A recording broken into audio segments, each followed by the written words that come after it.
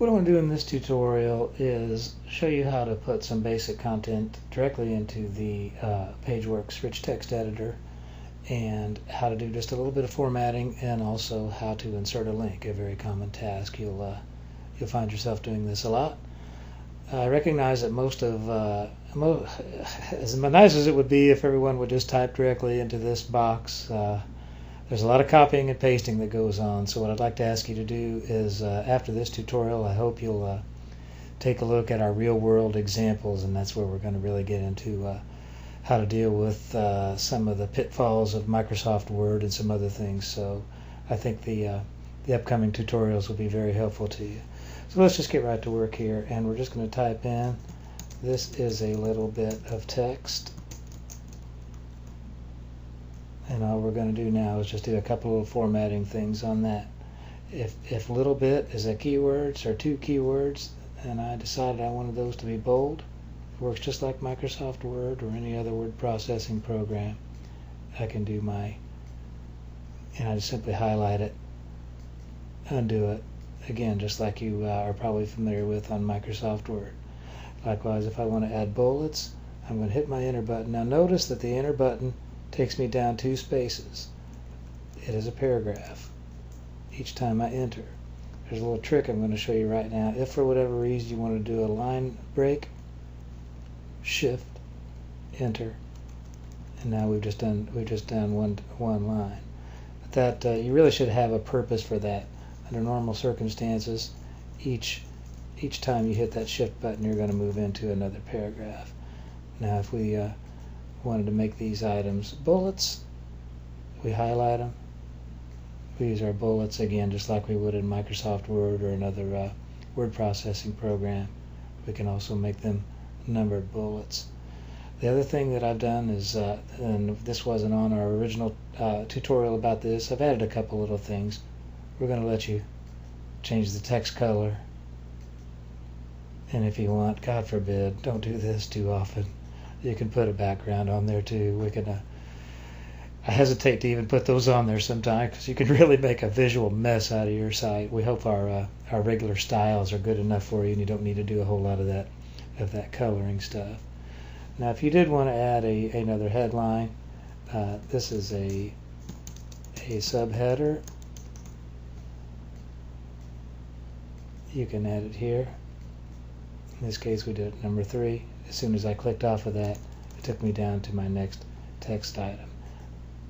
Moving things around, normally I find, see, I've got way too many spaces in there.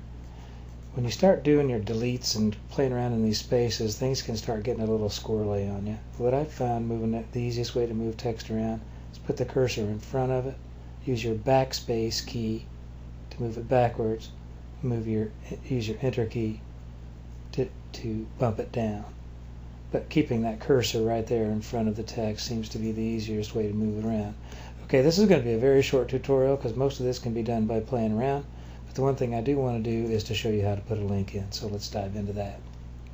Okay, please contact us for more information. That's a pretty common piece of text you might have in a piece of content. So what we want to do is make a link to our contact page out of this contact us text. So what I've done is highlighted it. I've got an icon here, insert edit link. Now what I'm going to do is come up here, and that pop-up will hang out just right where it is. I've opened up a new tab to our contact page in order to grab a link. Now when we're linking internal, I can just use everything from the slash after our URL to the page. If you're linking to a site that's not on our website, I would need the whole URL, or it doesn't really hurt to put the whole URL there. In fact, that's what we're going to do. And when I click off, you see how it got rid of that HTTP for me because we've got this protocol already in. It's defaulted to URL. The only last thing I do want to click over to Advanced One and show you. We want to do these advisory titles, and I'll explain those down the road when we talk about search engine optimization. I would go back to the link info, and that is optional, so if you skip it, I can't make you. We go back there, OK, Now you can see that's turned into a link. Okay, one more round of jumpiness. Me and video editing software are not getting along even a little bit today. Okay, so I'm sure you don't have no sympathy if you're trying to learn how to do this. Alright, what I'm going to do now is take that contact us out, and I'm going to change that to contact me. So what we would normally want for something like that would be an email address. It's done exactly the same way with that link. But up here where it's defaulted to URL, I'm just going to change that to email. We're going to type in our email address. This would put a default subject in. I normally don't fool with those. You can. And there you can see, and then if we were to preview that item, which I'm not going to bother, it would be a link. And you can see that the program has also done a little bit of obfuscation of that email address to try to foil the spam robots. You can also, if you did not want to do that highlighting business, if you wanted to actually show another, well, here, let me just do it to explain. Please send email to, I can do it this way.